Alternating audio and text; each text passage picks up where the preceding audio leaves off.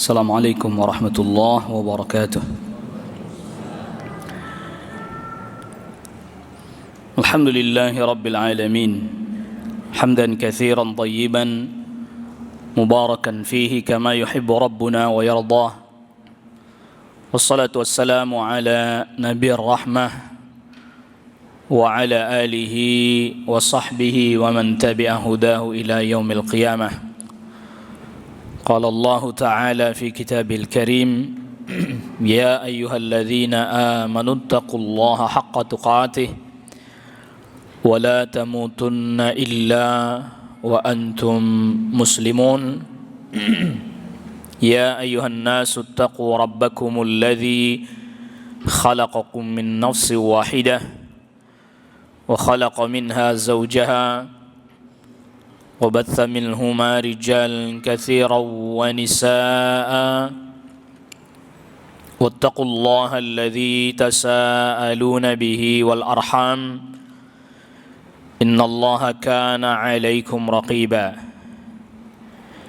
يا أيها الذين آمنوا اتقوا الله وقولوا قولا سديدا يصلح لكم أعمالكم ويغفر لكم ذنوبكم ومن يطع الله ورسوله فقد فاز فوزا عظيما أما بعد فإن أصدق الحديث كتاب الله وخير الهدي هدي محمد صلى الله عليه وسلم وشر الأمور محدثاتها وكل محدثة بدعة وكل بدعة ضلالة وكل ضلالة في النار. إخوة الإيمان أعزكم الله. Pembahasan kita pada kitab Riyadhus Shalihin, kita melanjutkan pembahasan pada hadis keberapa ya?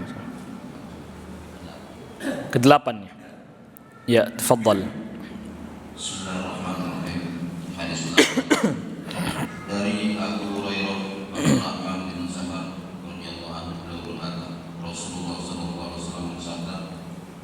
Inna Allah la yanzuru ila ajsamikum wa la ila suwarikum walakin yanzuru ila qulubikum wa a'malikum.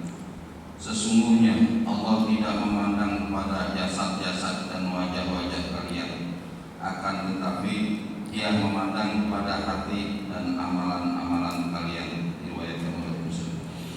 Naam, hadis ini hadis yang dibawakan oleh Al-Imam An-Nawawi rahimahullahu ta'ala. Pada hadis yang ke-8 ini, di sebagian naskah Riyadhus Shalihin itu hanya sampai pada walakin yanzuru ila qulubikum. Jadi tidak dengan tambahan wa'amalikum. Tetapi yang benar ya dengan tambahan wa'amalikum. Jadi yang di dalam terjemah yang tadi dibacakan sudah tepat. Ada tambahan wa a'malikum walakin yanzuru ila qulubikum wa a'malikum. Jadi nas hadisnya innallaha la yanzuru ila ajsamikum. Sesungguhnya Allah Subhanahu wa taala tidak semata-mata melihat kepada fisik kalian, badan tubuh, wala ila suwarikum, dan tidak melihat kepada rupa kalian, walakin yanzuru ila qulubikum wa a'malikum, tetapi Allah melihat kepada hati dan amal kalian. Jadi di dalam riwayat Imam Muslim ada tambahan wa a'malikum dan amal kalian. Ini tambahan sangat penting sekali ya.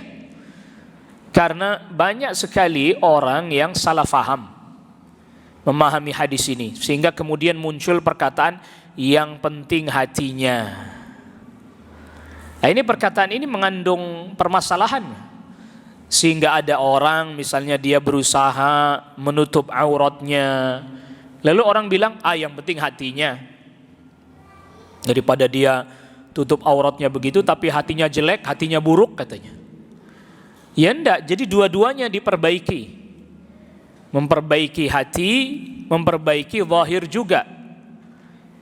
Karena di antara amal yang Allah Subhanahu wa taala perintahkan kepada kita adalah amalan zahir, amalan fisik, menutup aurat. Amalan zahir bukan itu. Amal zahir. Salat, amal zahir bukan itu. Amal zahir. Jadi jangan sampai nanti ada orang berkata yang penting hatinya enggak salat, yang penting hatinya baik. Enggak nutup aurat, yang penting hatinya baik. Ya itu hatinya enggak baik berarti. Loh kok bisa? Iya dia enggak mau tunduk kepada Allah Rabbul Alamin. Enggak mau tunduk kepada Allah Rabbul Alamin kan berarti hatinya enggak baik. Sedangkan perintah tutup aurat perintah dari Allah Rabbul Alamin. Perintah salat dari Allah Rabbul Alamin. Makanya ada orang yang berkata yang penting jilbabin hatinya dulu gitu. Maka tadi kita katakan tambahan wa a'malikum, Allah melihat pada hati dan amal kalian, ini tambahan yang penting. Sebab apabila seseorang tidak memahami hal ini, dia hanya tadi hatinya saja, ini bahaya. Dan ini adalah akidah dari kelompok yang menyimpang yang disebut dengan murji'ah. Murji'ah itu satu kelompok yang meyakini bahwa iman itu tidak bertambah dengan amal soleh. Sebagian mereka ekstrim, iman itu yang ada dalam hati, nggak mesti harus diucapkan. Sedangkan Ahlussunnah wal Jamaah, iman adalah qaulun wa amalun. Iman itu ucapan, yang dimaksud ucapan ini ucapan lisan dan ucapan hati, maksudnya keyakinan. Wa amalun, dan amalan hati juga amalan anggota badan.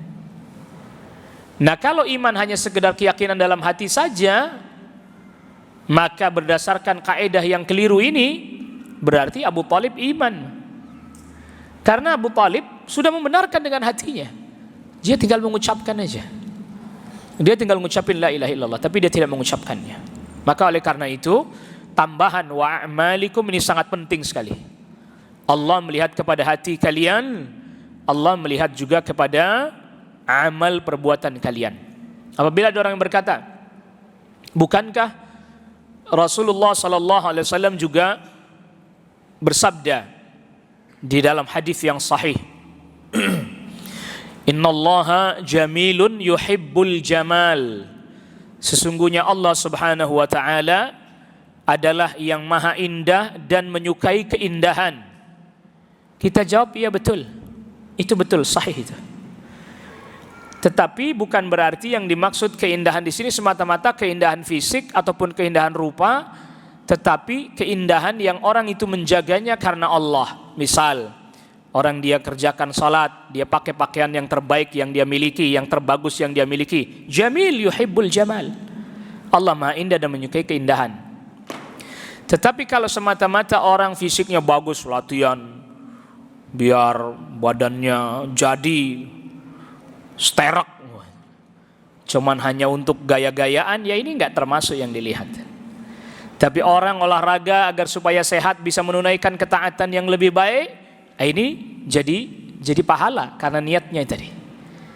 Orang pakai pakaian dalam rangka yang bagus, yang indah, dalam rangka mensyukuri nikmat Allah Subhanahu wa taala, maka ini menjadi pahala buat dirinya, bukan untuk kesombongan, bukan untuk berbangga-bangga diri, tapi untuk mensyukuri apa? Nikmat Allah. Allah kasih nikmat, bisa beli pakaian yang bagus dalam rangka bersyukur kepada Allah. Jangan Allah berikan nikmat, pakaiannya nggak pernah ganti misalnya, yang jelek aja yang dipakai katanya. Sayang duitnya katanya. Buat apa begitu? Tapi juga tidak berlebihan, tidak juga melampaui batas, tidak juga disertai dengan kesombongan. Jadi bukan berarti berdasarkan hadis ini Allah nggak lihat kepada fisik, nggak lihat pada rupa kalian. Udah kagak usah mandi, seminggu nggak usah mandi-mandilah, Allah nggak ngelihat fisik. Bukan begitu. Iya, Nabi SAW juga menjaga fisiknya, menjaga pakaiannya karena Allah Rabbul Alamin. Itu mensyukuri nikmat Allah. Terlebih lagi kalau untuk beribadah kepada Allah Rabbul Alamin. Jadi kalau untuk ibadah pakai pakaian yang terbaik. Pakaian yang apa? Yang terbaik. Kalau hari raya pakai pakaian yang terbaru dan terbaik. Karena ada pakaian terbaru tapi nggak terbaik. Itu contohnya sebagian anak muda, Lebaran belinya kaos bola. Lebaran belinya apa? Kaos bola, jersey itu. Terbaik nggak kalau dipakai buat sholat? Enggak, walaupun dia baru. Bahkan walaupun dia mahal sekalipun, sebagian kaos bola yang asli yang beneran mahal, tapi nggak terbaik dipakai buat sholat.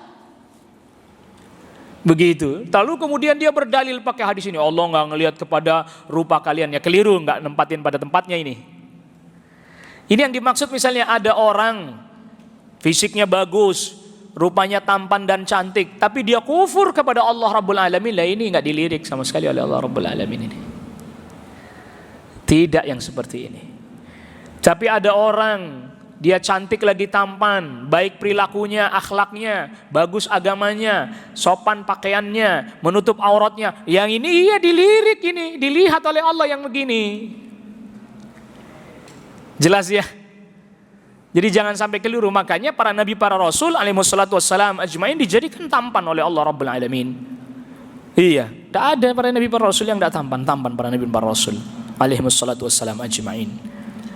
Nah itu jadi perlu kita perhatikan nih, jangan sampai salah menempatkan hadis ini. Di Islam agama yang pertengahan, tidak berlebihan tapi tidak juga lantas mengabaikan hak, sehingga kemudian badan nggak dikasih haknya, bajunya compang-camping padahal dia mampu beli, itu namanya tidak menunaikan. Tapi kalau dia pakai pakaian yang bagus tapi sederhana, harga tidak terlampau mahal, itu yang benar. Itu yang benar. Atau dia beli baju yang mahal tapi untuk sholat, nah ini yang benar, bukan untuk berbangga-bangga tapi untuk menghadap Allah Rabbul Alamin. Ya, jadi jangan sampai keliru. Maka di sini perlu juga kita ketahui bahwa Allah tetap berdasarkan ini melihat amal kita. Allah tetap melihat amal kita. Kalau ada orang yang bertanya, bukankah Rasulullah SAW pernah bersabda, innakum la tadkhulunal jannah bi'amalikum, kalian gak masuk surga dengan sebab semata-mata amal kalian atau dengan amal kalian, tapi kalian masuk surga dengan rahmatnya Allah Rabbul Alamin. Itu betul. Tetapi beramal itu adalah sebab datang rahmatnya Allah. Jangan sampai nyimpulinnya salah. Di sini Bapak Ibu jamaah rahimakumullah, di sini pentingnya orang memahami sesuatu itu dari semua sisinya. Artinya satu hadis dengan hadis lain itu saling menjelaskan. Jangan sampai kemudian orang memahami satu hadis mengabaikan yang lain. Nanti kalau begitu kejadiannya salah faham dia. Salah faham terhadap hadis-hadis Nabi sallallahu alaihi wasallam. Dan itu banyak terjadi seperti tadi sudah kita katakan. Yang penting hatinya, kan Allah nggak ngelihat kecuali ke hatinya. Nah ini salah.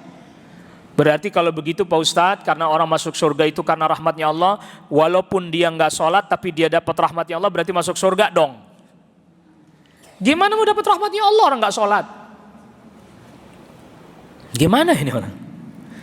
Sedangkan salat itu bagian dari amal soleh yang bisa menyebabkan datangnya apa?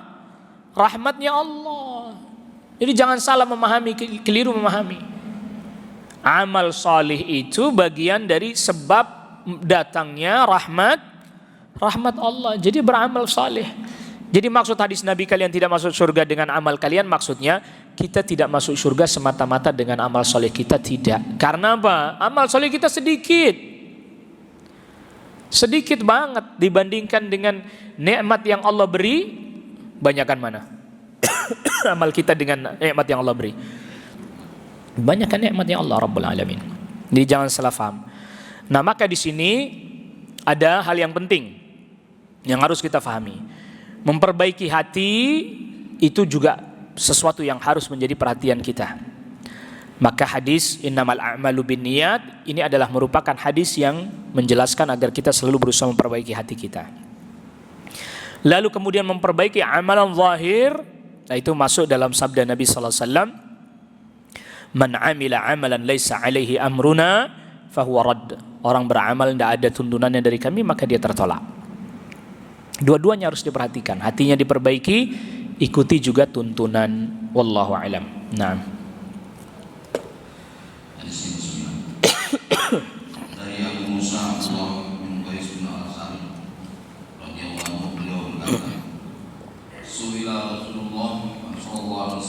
sallallahu alaihi wasallam. anil rajuli yuqatilu sajatan wa yuqatilu hamiyatan wa yuqatilu riya'an ayu dzalika fi sabilillah.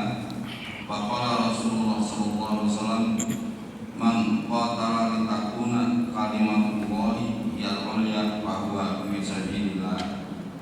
Rasulullah sallallahu alaihi wasallam ditanya tentang seorang laki-laki yang berperang karena dorongan keberanian, berperang karena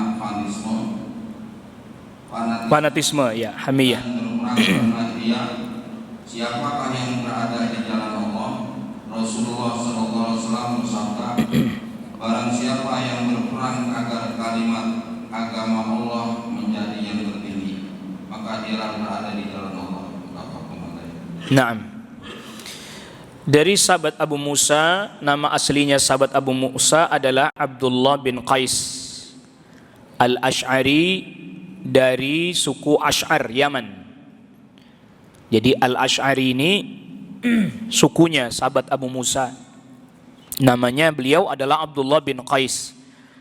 Kunyahnya Abu Musa. Cuman orang lebih mengenal dengan kunyahnya ya, Abu Musa. Sehingga terkadang nggak tahu nama aslinya. Makanya Al-Imam An-Nawawi ini termasuk salah satu kebiasaannya Al-Imam An-Nawawi di dalam kitab Riyadhus Shalihin, apabila ada sahabat yang kunyahnya lebih terkenal daripada nama aslinya, contohnya Abu Musa ini, lebih dikenal Abu Musanya, maka pasti Al-Imam An-Nawawi menyebutkan nama aslinya Abdullah bin Qais. Atau sebaliknya, sahabat itu namanya yang lebih terkenal dibandingkan kunyah. Kunyah itu nama yang didahului abun atau umun, biasanya ke anaknya. Maka disebutkan nama kunyahnya, agar orang mengenal kunyahnya, disebut juga nama aslinya. Begitu. Seperti tadi contohnya Abu Hurairah, Abdurrahman bin Sakhar. Disebutkan oleh Imam Nawawi nama aslinya, Abdurrahman bin Sakhar. Tapi lebih dikenal dengan Abu Hurairah. Hadis yang ke-9 ini menjelaskan tentang satu amal itu banyak sekali motifnya, pendorongnya. Maka Rasulullah SAW ditanya oleh salah seorang sahabat tentang seseorang yuqatilu syaja'atan. Dia berperang karena memang berani, dia pemberani. Wa yuqatilu hamiyatan, dia berperang karena fanatisme suku, fanatisme kaum, membela kaumnya, membela negerinya, membela kampungnya. Itu namanya hamiyatan. Wa yuqatilu riya'an, orang ada yang berperang riya, karena riya ingin dipuji orang, ingin sanjung orang. Lalu kemudian Rasul ditanya, yang mana yang fi sabilillah wahai Rasul? Ayu dzalik fi sabilillah? Rasul sallallahu alaihi wasallam menjawab, man qatala litakuna kalimatullahi hiyal ulya fahuwa fi sabilillah. Siapa orang yang berperang agar kalimat Allah yang tertinggi. Apa maksudnya ini berperang agar kalimat Allah yang tertinggi? Berperang agar supaya, ini diantara maknanya, berperang agar supaya orang-orang yang bertauhid kepada Allah tidak diganggu oleh orang-orang kafir. Mana pertama ini? Gitu ya. Jadi motif peperangannya Rasul dan para sahabat itu agar enggak diganggu. Awal mula tuh agar tidak diganggu. Kok bisa begitu? Coba perhatikan kajian sirah. Nabi SAW waktu di Mekah bersama dengan para sahabat mau beribadah sesuai dengan keyakinannya. Dibolehin apa enggak Bu sama orang Quraisy? Dibolehin enggak? Enggak. Bahkan sampai Rasulullah SAW pernah berkata kepada orang-orang yang datang ke Mekah di musim haji, ayu rajulin yahmiluni ila qaumihi liuballigha kalama rabbi. li'anna Quraisyan yamna'uni. Siapa di antara kalian yang mau bawa saya ke kaumnya agar saya menyampaikan kepada mereka perkataan Rabbku, yaitu Allah Rabbul Alamin, karena orang-orang Quraisy melarangku. Perhatikan ini.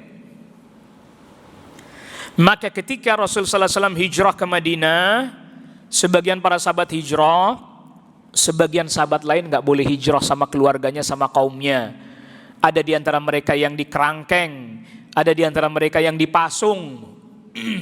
Pernah dengar yang ini? Pernah dengar ya? Mudah-mudahan pernah ya.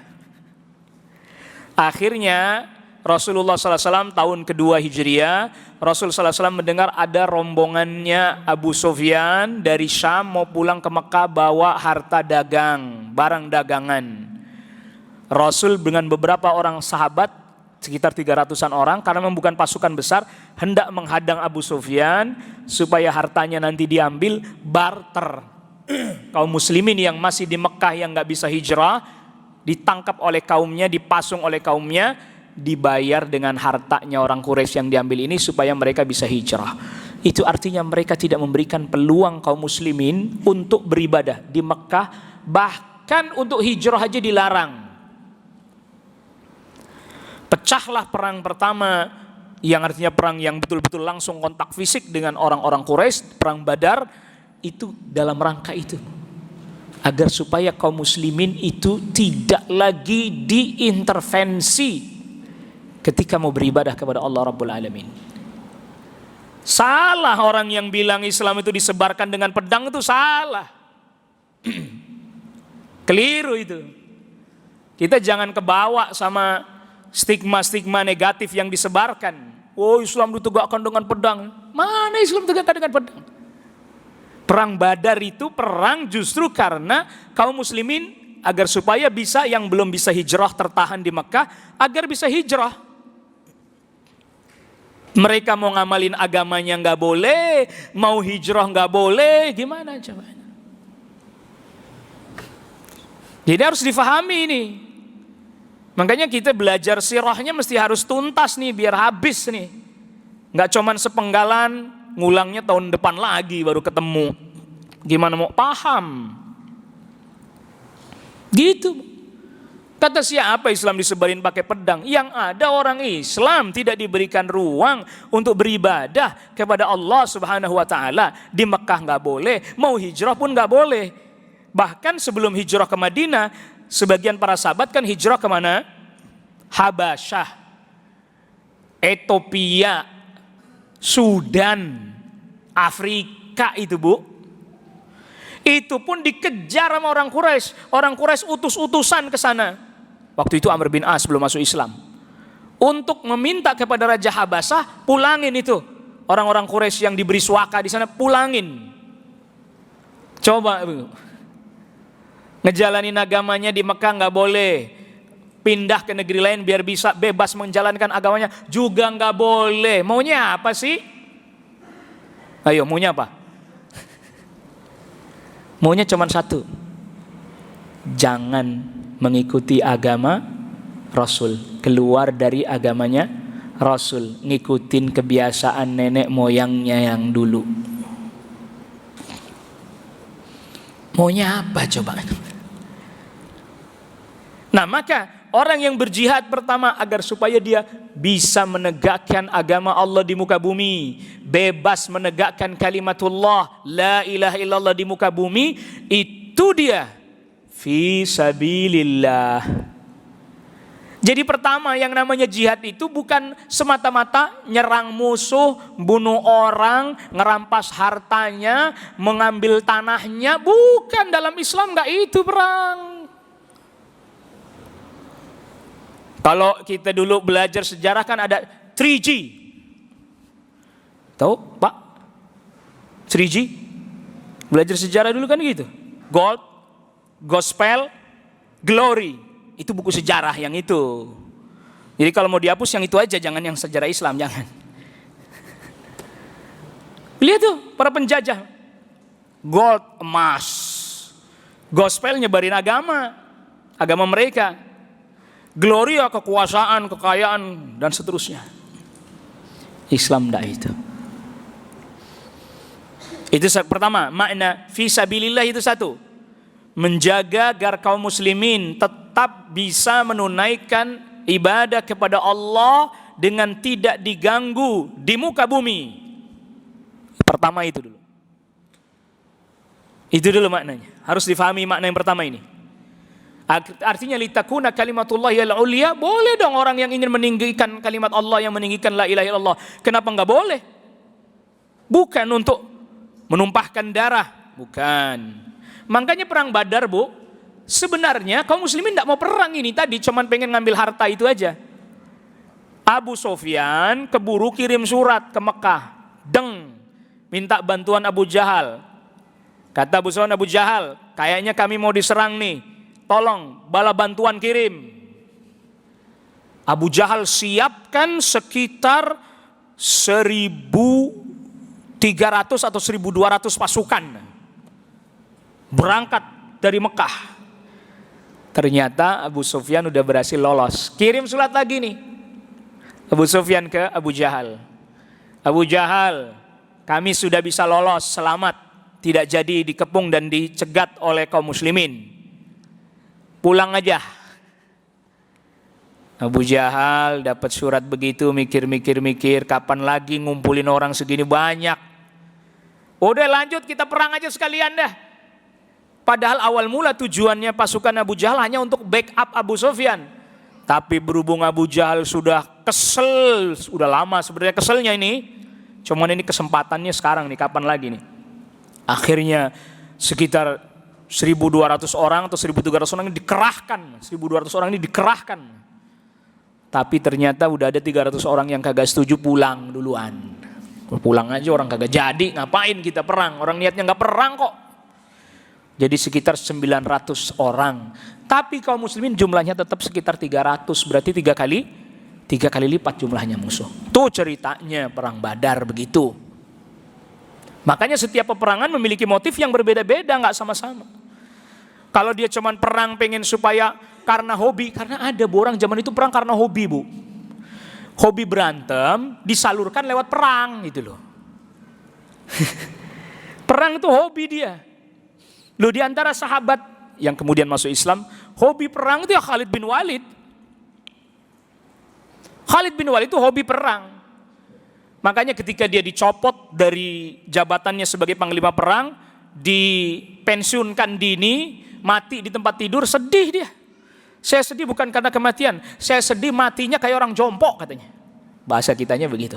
Loh, kok mati kayak orang jompo? Mati di tempat tidur kan kayak mati orang jompo katanya. Saya lebih bergembira kalau saya mati berkalang tanah di medan perang, bersimbah darah. Itu baru mati yang sebenarnya. Mati di tempat tidur begini kayak orang jompo katanya. Itu bahasa saya, orang jompo. Khalid bin Walid memang hobi perang. Perang itu hobi, tadi syaja'atan. Perang memang hobi dia. Hobinya di medan perang. Kagak main dia diam-diam di rumah, duduk-duduk, ya ngontak-ngantuk, ngopang-ngopi, nggak ada dia. Nggak gitu Khalid bin Walid. Perang, hidupnya adalah medan perang. Sedih dia, makanya pas wafat di atas tempat tidur sedih, dia mati kayak orang jompo begini gitu. Kagak sedep gitu. Kagak kurang terhormat. Gitu Khalid bin Walid. Tetapi bukan itu yang disebut sebagai, tapi Khalid bin Walid setelah masuk Islam dia berperang bukan lagi karena itu. Karena memang dia membela agama Allah setelah dahulu sebelumnya pernah memerangi Allah dan Rasulnya. Para sahabat itu yang dahulu dia pernah berperang melawan Allah dan Rasulnya, melawan kaum muslimin, setelah masuk Islam nyesel, dia balik ketika berperang melawan musuh kaum muslimin jadi sungguh-sungguh, Bu. Kenapa? Dia ingin menggantikan keburukan yang lalu dengan kebaikan. Kalau dulu saya memerangi kaum muslimin sampai mati-matian, balik sekarang saya belain kaum muslimin sampai mati-matian juga. Perang. Nah, lalu kemudian makna yang kedua, berperang agar supaya kalimatullah ya ulia. Kalau tadi membela, kaum muslimin membela diri agar supaya tidak diganggu oleh orang-orang kafir. Kalau tidak mau masuk Islam dan tidak mau berdamai, maunya cuman perang, ya udah perang kalau begitu. Mana yang kedua? Jadi selain perang kaum muslimin adalah dalam rangka untuk menjaga kaum muslimin biar tidak diserang musuh, biar supaya bisa tenang beribadah kepada Allah, yang kedua adalah mendakwahi kaum lain. Mendakwahi kaum lain itu gimana sih? Diajak dia masuk Islam. Kalau dia nggak mau, diajak dia berdamai, biar nggak perang. Tuh, kaum muslimin tetap senang berdamai, Pak. Makanya kalau umpamanya orang kafir diajak masuk Islam nggak mau, tapi diajak damai mau, silakan damai, nggak ada perang. Kata siapa kaum muslimin senangnya perang dipaksa? Kalau emang kaum muslimin maksa Islam dengan pedang, orang kafir nggak akan dikasih pilihan. Mau masuk Islam, mau damai, nggak akan dikasih pilihan itu. Bunuh aja langsung. Enggak, damai dikasih pilihan. Mengikat perjanjian damai. Kok ternyata masuk Islam nggak mau, diajak berdamai juga apa? Nggak mau. Maunya perang, ya mau gimana lagi? Dan ternyata yang kedua ini, makna yang kedua ini kembali kepada makna yang pertama. Kenapa kok negeri kafir diajak masuk Islam? Kalau dia Islam juga kan dia nggak akan ganggu. Satu. Kalau dia tidak mau masuk Islam tapi dia mau berdamai, kan jadi nggak ganggu kan? Damai. Sesuai perjanjian. Tapi kalau dia ternyata memulai peperangan atau maunya hanya perang, gimana lagi? Gak ada pilihan ya kecuali memerangi mereka. Tujuannya agar supaya tadi la ilaha illallah menjadi kalimat yang tertinggi di muka bumi. Bukan maksain orang masuk Islam. Ini orang jangan salah paham. Dia mau berdamai, damai silahkan. Silahkan, Islam siap untuk berdamai. Jadi di sini yang menjadi syahid atau menjadi dalil di sini adalah orang perang motifnya harus semata-mata meninggikan kalimatullah. Itulah yang fisabilillah, itulah niat yang benar. Hadis ke-10. Dari Abi Bakrah. dari Abu Bakrah Nufair bin Al-Haris Sagab radhiyallahu anhu bahwa Nabi Muhammad SAW bersabda, "Idzal taqal muslimani bisayfihima fal qatilu wal maqtulu finnar." Qultu ya Rasulullah, "Hadza qatilu fama bal maqtuli?" Qala innahu kana harisan ala qatli sahibih. Apabila dua orang muslim bertemu dengan kedua badannya, maka yang membunuh dan yang dibunuh sama-sama berada dalam neraka. Aku bertanya, wahai Rasulullah, orang yang membunuh memang pantas masuk neraka, tetapi apa dosa orang yang dibunuh? Beliau menjawab, karena sesungguhnya dia juga sangat berkeinginan untuk membunuh rivalnya itu. Nah, ini hadisnya sahabat Abi Bakrah. Nama aslinya adalah Nufai ibn al-Harith al-Thaqafi. Ia berkata bahwa Nabi bersabda, "Idzal taqal muslimani bisayfayhima."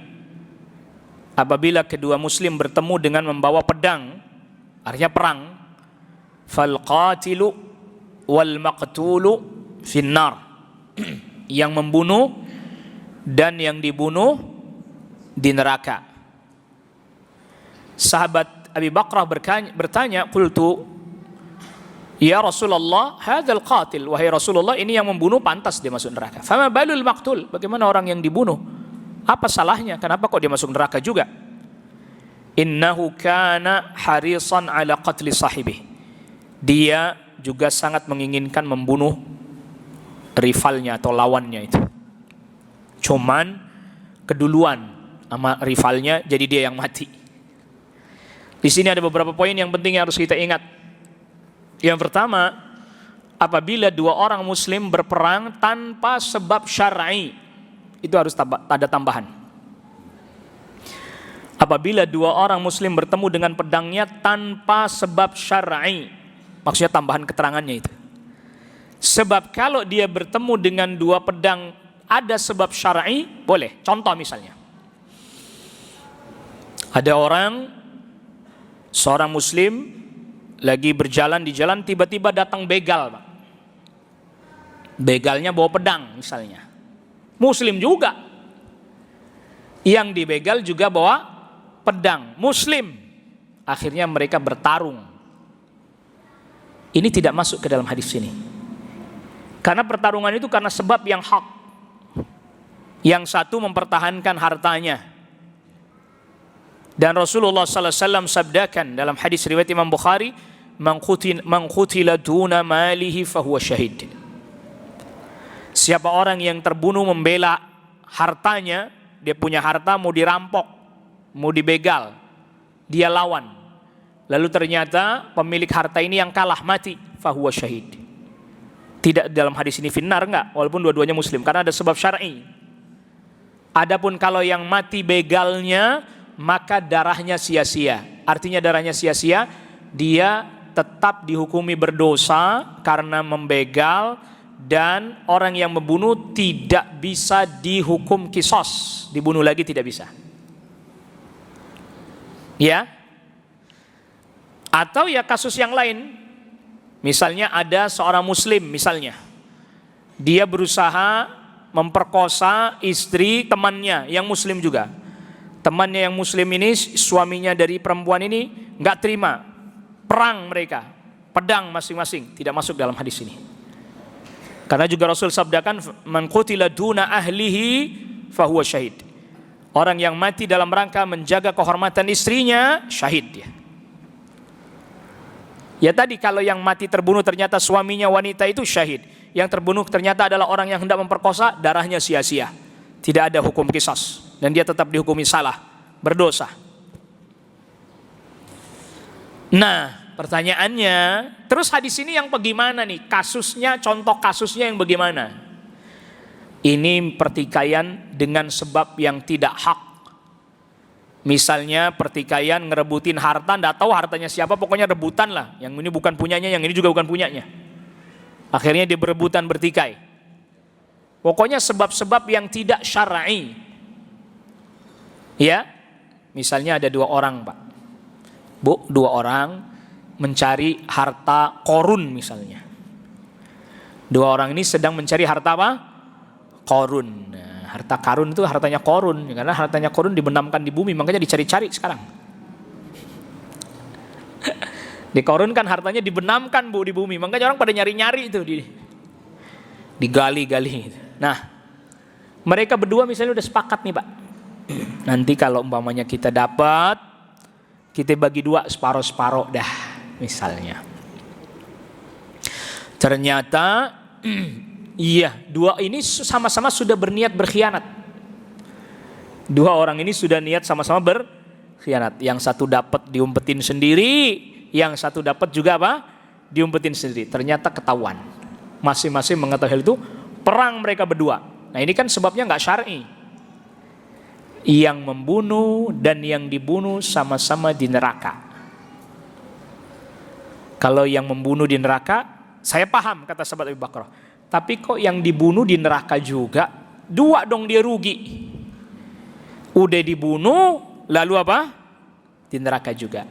Rasul jelaskan, orang yang kedua, ini penjelasannya saya bikin gamblang mudah.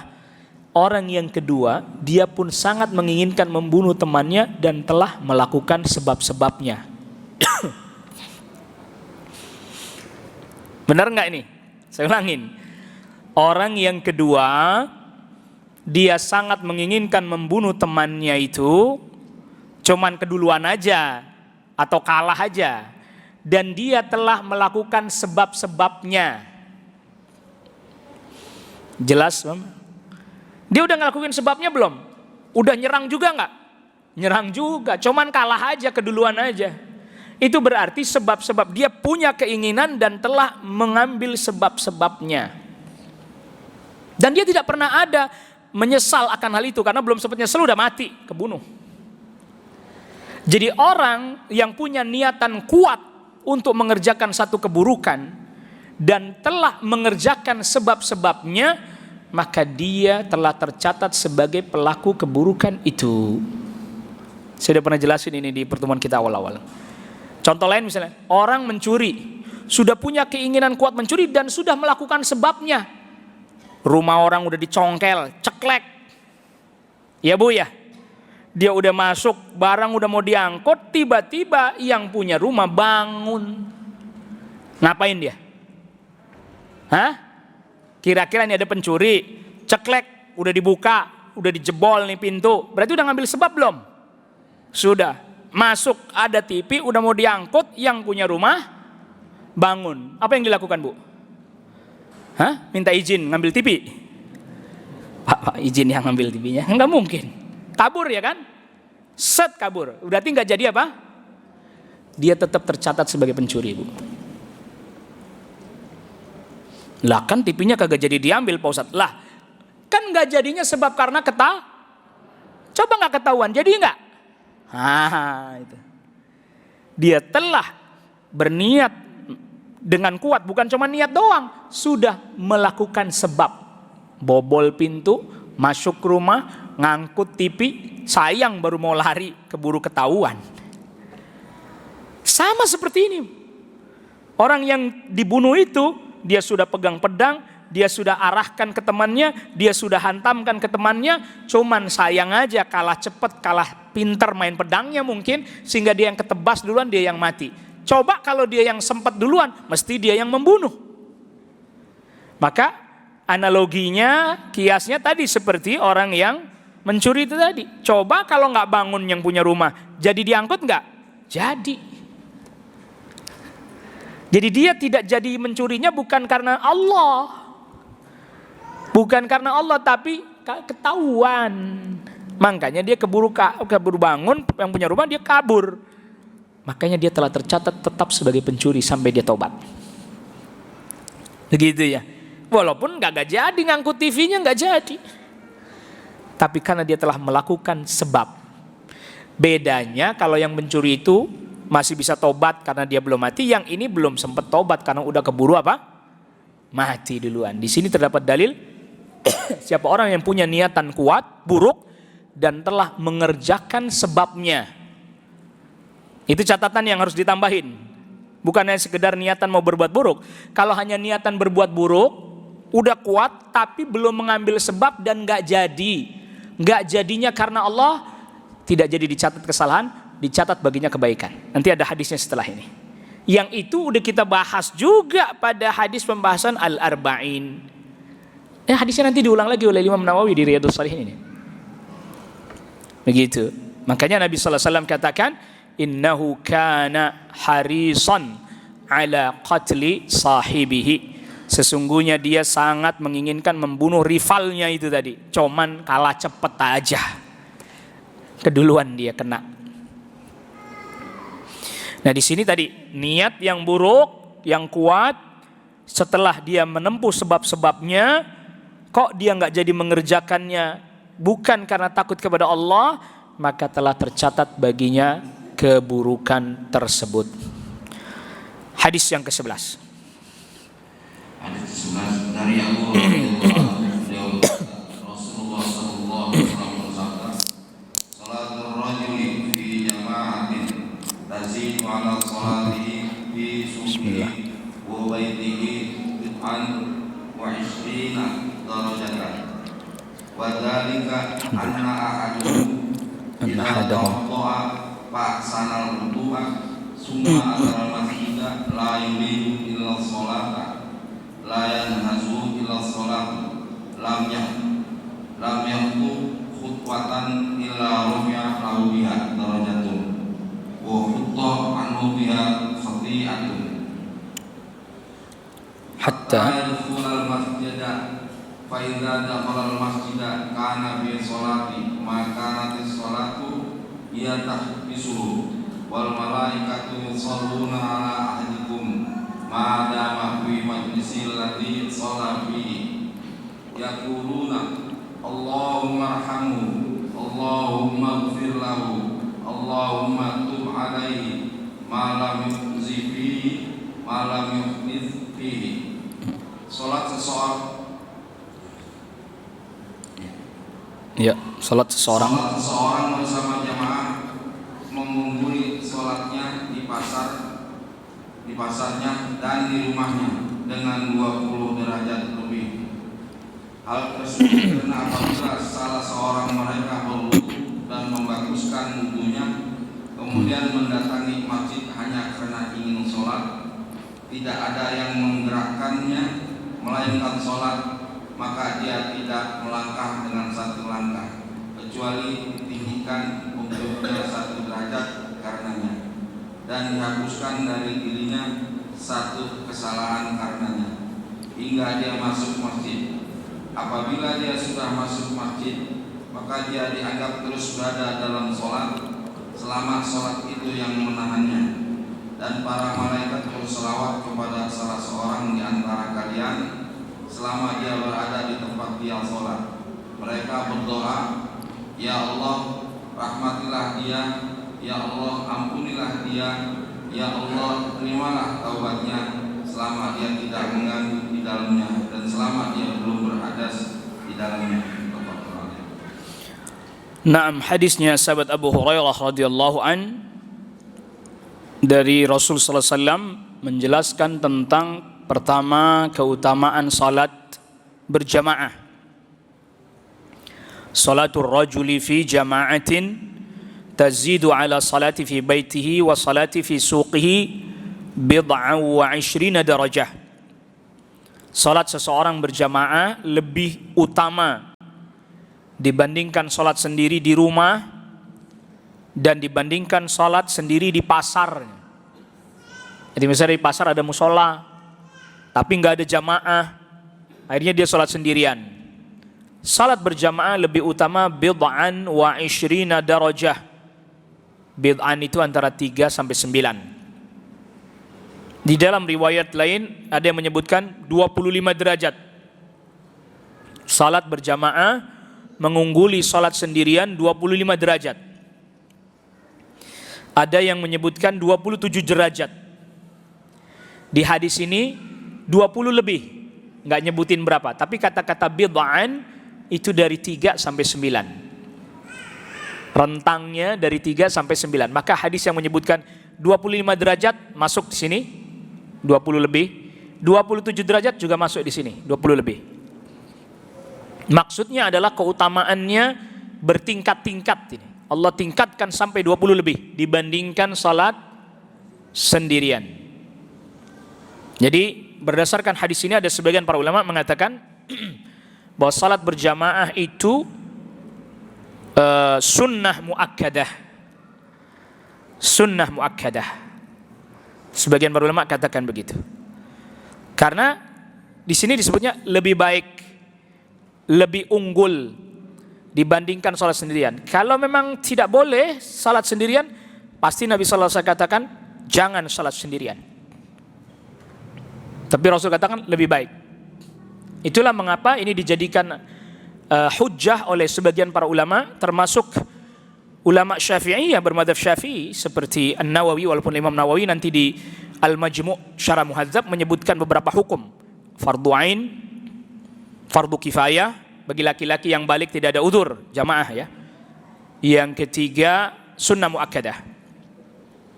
Hukum salat berjamaah bagi laki-laki yang balik dan tidak ada udzur, hukumnya ada 3, fardu ain, fardu kifayah, sunnah muakkadah. Sebagian para ulama mengatakan fardu ain berdasarkan hadis di mana Rasul sallallahu alaihi wasallam, kalau saya bisa nunjuk orang untuk ngimamin sholat Jumat, maka saya akan bakar orang-orang itu yang nggak berangkat sholat Jumat. Sedangkan sholat Jumat berjamaah, maka itu jadi hujjah sholat jamaah fardu, bukan hanya Jumat saja, tapi sholat jamaah fardu yang lain. Dan masih banyak lagi hujjah yang didatangkan oleh sebagian para ulama yang mengatakan itu fardu ain. Yang mengatakan fardu kifayah itu Rasul mengatakan demikian itu saking kerasnya, sehingga kalau sampai semua orang jadi nggak berangkat sholat berjamaah, maka jadi dosa semua. Makanya mau dibakar rumahnya orang yang nggak berangkat itu. Yang mengatakan sunnah muakkadah itu saking muakkadnya, makanya sampai mau dibakar, padahal orang udah pada ada yang sholat berjamaah juga. Jadi terjadi perselisihan tentang hukumnya. Tetapi yang jelas dianjurkan bagi laki-laki atau sangat disyariatkan bagi laki-laki untuk apa? Sholat berjamaah kecuali ada uzur. Kecuali ada uzur. Lah terus kalau memang enggak sholat jamaah, buat apa masjid kalau pada enggak ada yang sholat jamaah? Kan ada hikmah dibangunnya masjid untuk berjamaah. Lah kalau masjid ada dibangun tapi pada enggak jamaah, bagaimana ceritanya? Masjid belum ada aja pada minta ada masjid. Mana orangnya? Mana? Nah, Gimana ini masa perumahan ini kagak ada masjidnya? Nggak ada masjid aja minta masjid, gila ada masjid aja nggak sholat jamaah. Bagaimana ceritanya sih ini? Makmurkan dong, kalau udah ada, jangan cuma minta masjidnya ada tapi nggak dimakmurkan. Iya nih, tempat kita nih, perumahan kita nih kagak ada masjidnya nih, bagaimana nih? Bangun masjid, udah ada, nggak ada yang makmurkan, gimana? Iya. Jadi hadis ini menjelaskan keutamaan berjamaah.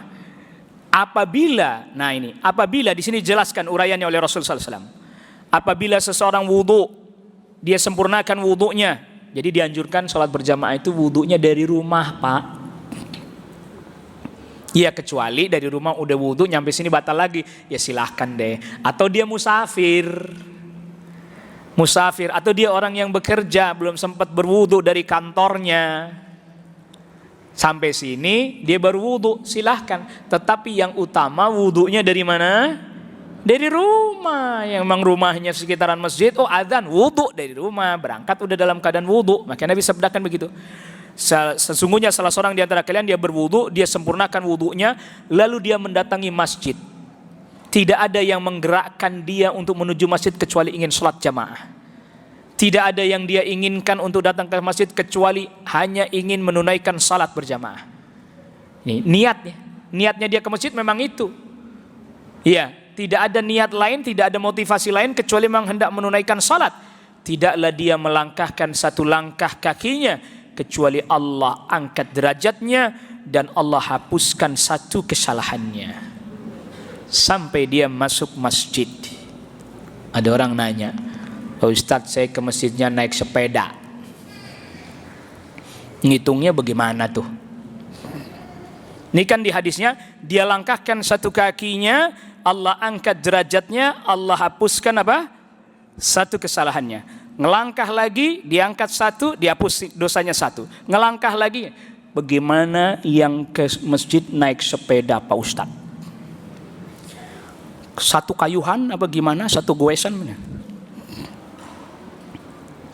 Tanya lagi, bagaimana yang ke masjidnya naik mobil, naik motor, Pak Ustadz? Apa yang dihitung putaran bannya? Ini serius sih deh, ada yang nanya begitu ke saya. Saya jawab, jawaban saya dalam hal ini memang tidak ada datang dalil secara tekstual ya, yang menyebutkan naik kendaraan itu tidak ada tekstual. Yang disebutkan satu langkah yang dia lakukan. Maka kalau saya ditanya tadi soal naik sepeda, naik motor, naik mobil, saya berhenti. Saya tidak menjawab. Tetapi tentu Allah Subhanahu wa taala tidak akan menyia-nyiakan usaha yang telah dilakukan oleh hambanya. Jelas ya? Satu itu, Allah tidak akan menyia-nyiakan usaha yang dilakukan oleh apa? Hambanya. Satu yang harus kita ingat itu. Yang kedua, tentu yang lebih sulit itu lebih besar pahalanya. Gitu ya. Yang lebih sulit lebih besar apa? Pahalanya. Udah gitu aja. Saya bukan yang ngelarang orang ke masjid naik motor, naik mobil. Ntar jangan salah paham nih. Wah, Ustadz ngelarang katanya kagak boleh ke masjid. Siapa yang bilang? Saya tidak bilang begitu. Cuman memang secara tekstual tidak disebutkan. Padahal di zaman itu kan ada unta, ya kan? Gimana orang yang datang naik unta nggak disebut? Satu langkah. Orang langkahnya dia bukan langkah unta. Maka saya berhenti tidak menjawab terkait kayuhan sepeda, putaran roda motor ataupun mobil. Saya tidak jawab. Tetapi ada prinsip yang umum, Allah tidak akan menyia-nyiakan usaha apa? Hambanya, tidak akan. Cuman saya nggak bisa ngomong ini hitungannya bagaimana. Karena di hadisnya nyebutnya langkah, itu yang saya maksud, saya nggak bisa ngomong. Tapi Allah tidak akan menyanyikan hambanya. Dan poin juga yang harus kita catat, semakin sulit maka semakin besar pahalanya. Makanya ketika ada sahabat Rasul, rumahnya saya mau pindah, biar dekat masjid dah. Kata Rasul, udah nggak usah, biar langkahnya apa? Biar langkahnya apa, Bu? Banyak menuju masjid. Tapi Bu, ada tapinya. Ada tapinya, kalau orang itu rumahnya jauh dari masjid malah justru jadi dia malas salat berjamaah, mendingan ngedeket ke masjid deh kalau begitu. Iya kan? Tapi kok udah deket masjid masih juga malas berjamaah, kebangetan ini. Sampai ada sebagian rumah bu, rumahnya dia loh, dinding rumahnya dia tuh nempel sama dindingnya masjid, tapi nongol ke masjid nggak pernah. Allahu Akbar. Sehat orangnya mah, orang main futsal mah keluar bisa. Dinempel di dinding masjid rumahnya dia. Allahu Akbar, segitunya nggak ada tergeraknya timbang sholat berjamaah. Berapa lamanya sih keluar dari rumahnya, set masuk masjid lagi udah. La ilaha illallah. Ini tadi ya. Jadi yang terpenting di sini adalah sholat berjamaahnya. Kalau soal masalah jarak jauh dekat kan kadang orang beda-beda. Ada yang jauh tetap semangat, ya udah kalau begitu. Tapi dengan dekat malah jadi dia bisa semangat sholat berjamaah, dekat deh ke masjid kalau begitu. Jadi Rasulullah SAW ketika katakan pada sahabat itu nggak usah mendekat, karena Rasul tahu orang ini adalah orang yang semangat berjamaah, sehingga walaupun rumahnya jauh dia pun akan berjalan walaupun jauh menuju masjid untuk berjamaah. Makanya Rasul bilang udah nggak usah pindah, karena Rasul tahu orang ini semangat. Tapi kalau orang itu emang udah males-malesan, maka dengan dekat dia jadi semangat. Milih dekat kalau begitu, gitu ya. Jangan kemudian udah semangatnya kendor, milih yang jauh, yang ada berangkat enggak, ngelangkah juga enggak ntar. Sebagaimana tadi misalnya, rumahnya jauh dari masjid, suruh jalan kaki ke masjid, dia malas ogah-ogahan. Naik motor semangat, udah mending naik motor aja dah, yang penting ada sholat jemaah. Begitu kan? Rumahnya jauh dari masjid, kalau naik mobil semangat dia, nggak kehujanan, nggak kepanasan. Kalau suruh jalan kaki, waduh berat banget dan bahkan bisa jadi nggak berangkat. Kalau begitu naik mobil dah. Karena yang terpenting jangan salah, orang fokusnya ngelangkahnya, fokusnya bukan itunya, fokusnya sholat jamaahnya. Adapun yang disebutkan di dalam hadis ini orang berjalan dan seterusnya, kondisinya beda-beda, orang tidak sama satu dengan lain. Ada yang semangatnya kuat, ada yang semangatnya lemah. Yang penting berjamaahnya. Tuh, jangan salah paham. Makanya ini saya jelasinnya tuntas ini. Kata Ustadz kalau yang naik motor, naik sepeda, naik mobil kagak dicatat, mendingan gak berangkat. Nah salah ini. Yang dimaksud saya nggak bisa melakukan perhitungan. Kalau misalnya tadi pakai sepeda satu kayuhan diangkat, nggak bisa. Saya harus pakai dalil yang itu kan. Atau misalnya mobil motor putaran, gimana cara ngitung putaran bannya? Atau tetesan bensin, makin susah lagi deh. Nyiksa Ustadz bener sih antum. Maka saya bilang, saya berhenti. Saya tidak bisa katakan itu setiap putarannya, setiap tetesan nggak bisa. Harus ada dalil kan begitu. Tetapi Allah tidak akan menyia-nyiakan usaha hambanya. Itu dilihat dari sisi langkahnya. Tapi kalau dilihat dari sisi dengan naik mobil dia jadi semangat sholat berjamaah, dengan naik motor dia jadi semangat sholat berjamaah, dengan sepedaan dia semangat sholat berjamaah, sepedaan naik motor naik mobil deh kalau begitu. Daripada jalan kaki malah jadi kagak berangkat. Karena yang terpenting berjamaahnya. Maka di sini ada kaedah yang sangat harus kita fahami. Namanya ada al-fadilah al-muta'alliqah bidzatil ibadah. Ada keutamaan yang terkait langsung dengan ibadahnya, Bu. Misalnya sholat berjamaah ini kan terkait langsung dengan ibadah sholatnya. Dengan keutamaan yang terkait dengan di luar itu, langkah kaki itu kan di luar jamaahnya toh. Langkah kaki dan seterusnya. Maka kalau seandainya dengan naik motor dia jadi malah lebih semangat konsisten berjamaah, maka kita katakan naik motor, bukan langkah kaki. Karena langkah kaki itu adalah keutamaan yang di luar sholat. Sedangkan berjamaah keutamaan yang langsung berkaitan dengan salatnya. Jadi jangan sampai salah prioritas nih. Kata Pak Ustadz naik sepeda, naik mobil kagak dihitung, naik motor kagak dihitung. Jadi enggak usah jamaah aja sekalian lah, salah lagi nih. Lalu kemudian sampai dia ke masjid, langkahnya satu mengangkat derajat, satu menghapuskan dosa, sampai dia masuk masjid. Apabila dia masuk masjid, lalu dia salat sunnah 2 rakaat. Salat apa namanya ini? Tahiyatul masjid. Naam, betul. Lalu kemudian dia duduk menunggu salat. Maka disebutnya nih, fa idza dakhala al masjid, apabila dia masuk masjid, kana fi shalah, makantis salatu hiya tahbisu, maka dia seperti orang yang mengerjakan salat selama salat itu yang membuat dia jadi duduk di masjid. Datang ke masjid, salat sunnah tahiyatul masjid, dia duduk nunggu salat. Atau dia duduk untuk menunggu salat selanjutnya, seperti orang misalnya salat maghrib. Habis salat maghrib nggak pulang, dia menunggu salat yang selanjutnya, maka dia seperti salat sepanjang itu. Padahal cuma nunggu duduk misalnya zikir baca Al-Quran, dia seperti salat.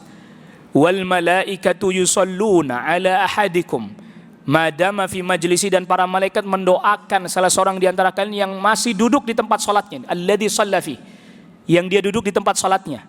Baik dia duduk karena menunggu mau salat, baik dia duduk karena berzikir habis salat, baik dia duduk karena menunggu salat yang selanjutnya.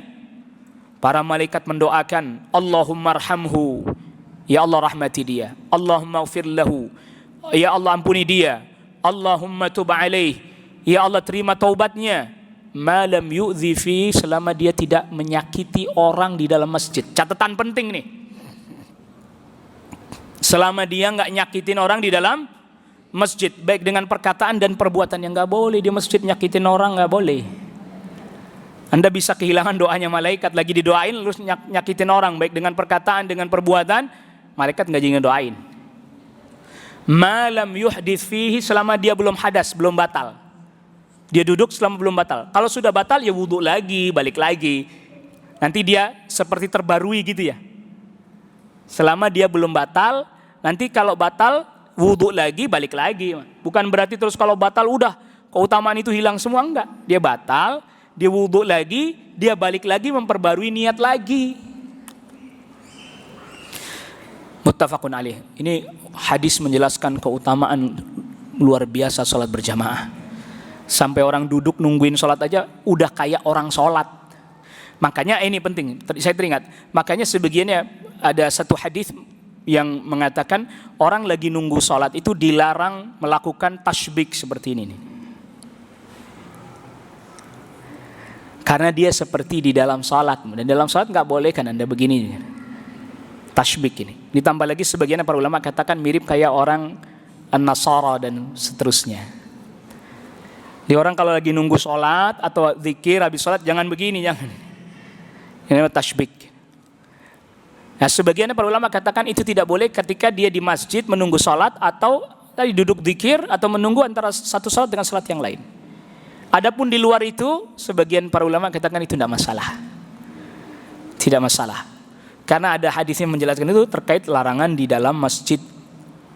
Wallahu ta'ala ala wa alam. Kita cukupkan ya kajian kita kali ini. Ada pertanyaan? Karena nggak ada ya, ditutup ya. Oh.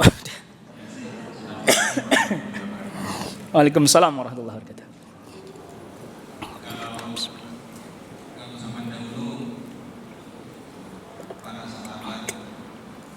Alhamdulillah.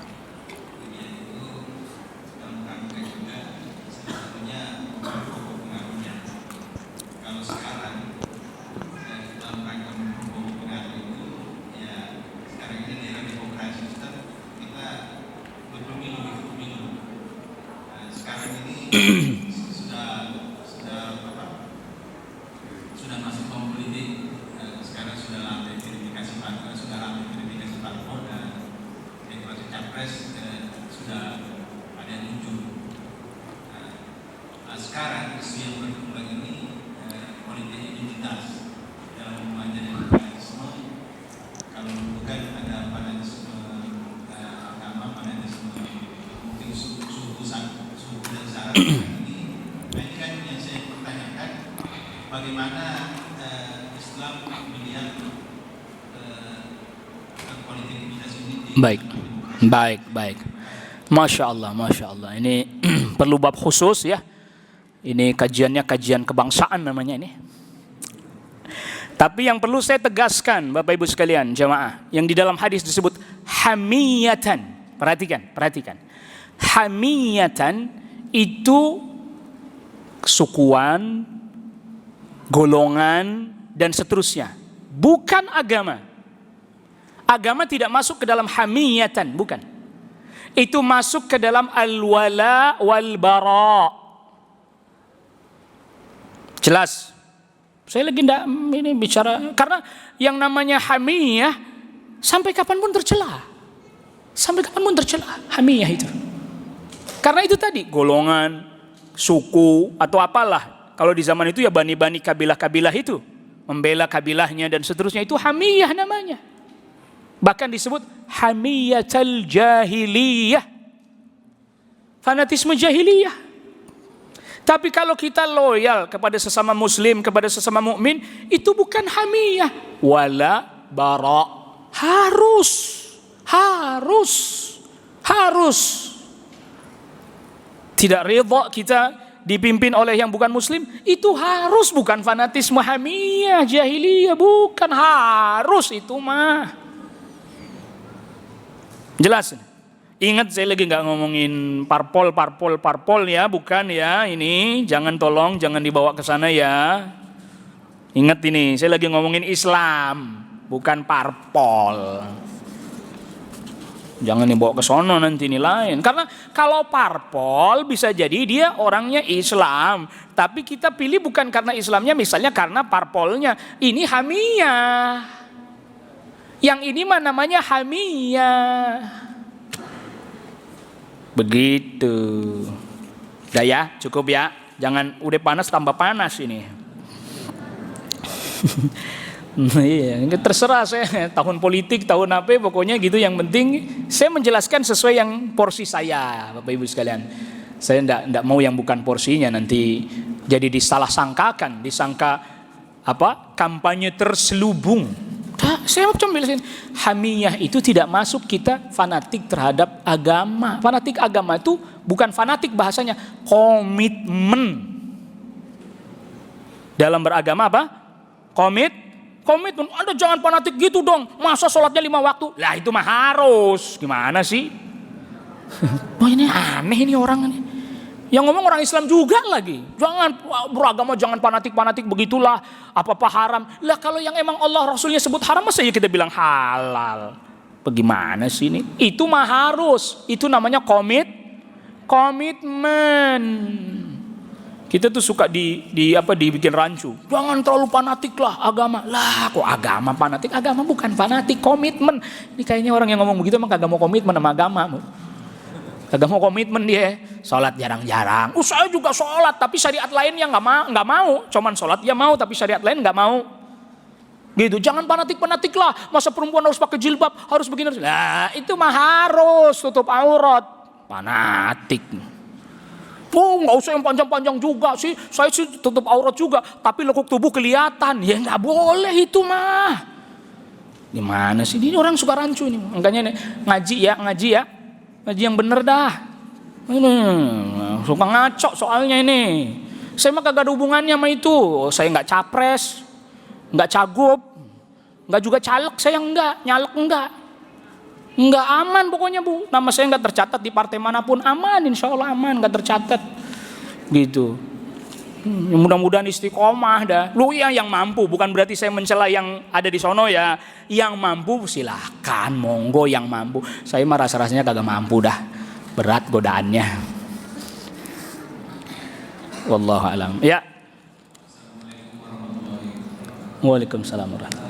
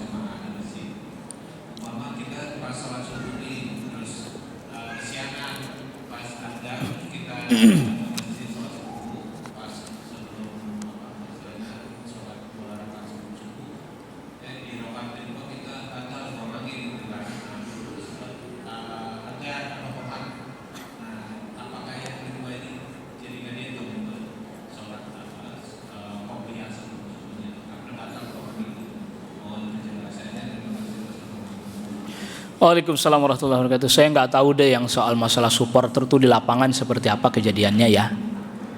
Susah juga saya jawabnya, orang saya juga kagak tahu keadaannya di lapangan bagaimana. Bener nggak dia bela diri atau semisalnya.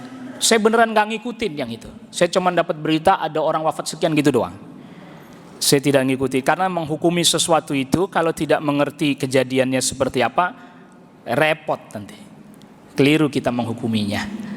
Tapi yang jelas, yang ingin kita jelaskan, fanatisme terhadap klub sepak bola termasuk hamiyatan. Itu jelas itu kalau itu udah jelas itu, Bu. Parah loh, Bu, parah, soalnya parah itu. Parah itu. Parah misalnya kalau zamannya The Jack sama Maung Bandung. Iya, Anda pakai seragam The Jack datang ke Bandung, habis Anda. Kalau nggak dipukulin, dicaci maki. Beneran itu, Bu. Sampai segitunya gara-gara kaos sepak bola beda. La ilaha illallah. Bagaimana warna kaos partai? Udah berhenti sampai di situ, jangan diterusin. Udah nyampe situ aja udah, masa iya kagak ngerti mesti dibablasin. Yang jelas terlampau fanatik terhadap klub sepak bola sehingga orang yang berbeda dia jadi bermusuhan, bertengkar, bertikai.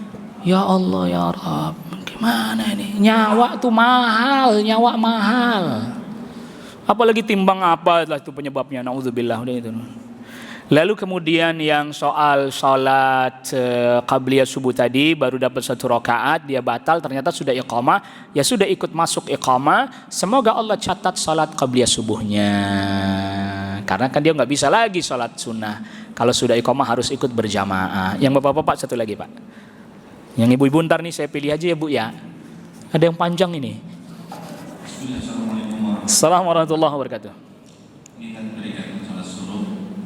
Sunahnya setelah kita diam di tempat sambil berzikir sampai dekat waktu suruh. Lalu kita sholat sunnah diam di tempat ini tempatnya diam di tempat duduk atau diam di masjid tempat kita sholatkan. Ya. Karena kalau kita diam di tempat duduk kan kadang-kadang ada halangan gitu, misalnya pipis atau kita keluar ke tempat duduk. Karena pernah dengar ada mengatakan ya diam di tempat itulah sampai datangnya waktu suruh dan kita sholat, tidak kemana-mana dan tidak keluar dari tempat duduk. Yang kedua, pada saat zikir itu kita ngoyong kan kadang mati gitu ya, lupa sampai berapa zikirnya ini mati itu termasuk batalkan dulu nggak? Mohon Assalamualaikum warahmatullahi wabarakatuh. Yang pertama, wallahu a'lam, madama fi majlisihi alladhi shalla fi, di majlis yang dia salat, kalau dimaknai letterlek, ya dia nggak boleh geser kemana-mana. Dimaknai letterlek ya. Tapi kalau dimaknai di tempat dia salat, lah masjid inilah tempat dia salat, bukan cuman area yang dia duduk di situ atau dia salat di situ. Allah alam, saya lebih memilih yang mengatakan ya di masjid pokoknya, yang dimana dia salat di masjid tersebut. Enggak letterlek kalau dia udah duduk di sini aja, nggak boleh nyender sedikit pun. Iya begitu ya. Yang kedua tadi soal masalah orang terduduk zikir sampai ngantuk set, berapa ini? Apakah membatalkan? Wallahu alam tidak termasuk yang membatalkan wudu. Tidak termasuk yang membatalkan apa? Wudu. Selama ini dalam fikihnya mazhab Syafi'i, selama dia masih dalam keadaan duduk mutamakkin maq'adahu, ya duduknya masih begini, belum berubah, artinya belum rebahan gitu Pak. Wallahu a'lam. Bagi laki-laki yang utama salat berjamaah di masjid, bagi wanita salat lebih utama di rumah. Jadi untuk wanita agar sama mendapatkan pahala 27 derajat, bagaimana? Masing-masing ada pahalanya sendiri-sendiri Bu. Yang laki-laki 27 derajat di masjid, yang ibu-ibu yang utama di rumah. Memang gak disebutin 27 juga. Udah jangan ngiri-ngiri dah, nganan aja nganan. Masing-masing ada pahalanya sendiri. Yang bapak-bapak nggak ada Bu yang pernah nanya, Pak Ustadz bagaimana caranya biar sampai saya punya keutamaan seperti ibu-ibu yang Rasul katakan ibumu, ibumu, ibumu. Saya cuma satu Pak Ustadz, nggak ada tuh bapak-bapak kemarin-kemarin, nggak ada yang nanya ya Pak ya? Nggak ada ibu-ibu. Nggak ada yang bapak-bapak, iya itu jatahnya mak-mak 3 kali. Rasul bilang tuh masing-masing ada keutamaannya sendiri Udah jangan iri-irian, jangan ngiri ya, nganan aja nganan. Ya Bu ya, masing-masing punya keutamaan sendiri-sendiri. Masuk surga kewajibannya beda-beda. Yang ibu-ibu dikasih yang ringan-ringan gitu. Nggak usah maksain. Kalau memang bisa sempat karena berhubung suaminya misalnya mengizinkan dan kesibukan di rumah tidak, udah berangkat. Kalau enggak ya nggak apa-apa gitu.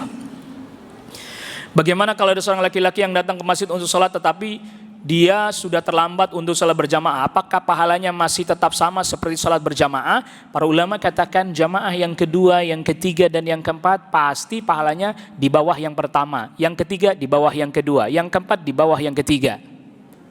Karena dianjurkannya berjamaah itu memang agar supaya kita bersegera. Bukan antar dapat ini jamaah kedua, bukan. Gitu ya. Bahkan sebagian para ulama memfatwakan tidak ada jamaah kedua, ketiga, keempat, Bu. Sebagian para ulama begitu. Sehingga ini fatwa yang dipilih oleh para ulama di Saudi ini, Bu. Jadi kalau misalnya sholat berjamaah pertama udah selesai nih, kita datang, tentu terjadi perselisihan ya di antara para ulama. Kita datang, Anda sholat berjamaah sekalipun kedua, ketiga tidak mendapatkan keutamaan jamaah, itu seperti pahalanya orang sholat sendiri aja. Sehingga pernah satu ketika Imam Malik datang ke masjid, udah selesai jamaah, pulang dia sholat di rumah. Yang penting saya udah berangkat untuk jamaah, adapun kagak dapet, yaitu di luar prediksi saya, pulang sholat di rumah. Karena kalau tahu sholat di masjid sekalipun, dalam pandangan Imam Malik, sholat di masjid sekalipun, kemudian berjamaah sekalipun kedua, ketiga, dan keempat, tidak dapat pahala jamaah. Itu mengapa dianjurkan sholat berjamaah, agar kita bersegera. Apakah tasbik merangkai jari jemari ketika berjalan menuju masjid dilarang juga? Tadi jelaskan di luar masjid tidak mengapa. Oh ya, jadi di dalam hadisnya yang saya ingat, orang masuk masjid duduk nunggu sholat tasbik, itu dilarang. Lah kalau umpamanya jalan lagi, Bapak bisa Pak jalan sambil tasbik begini Pak?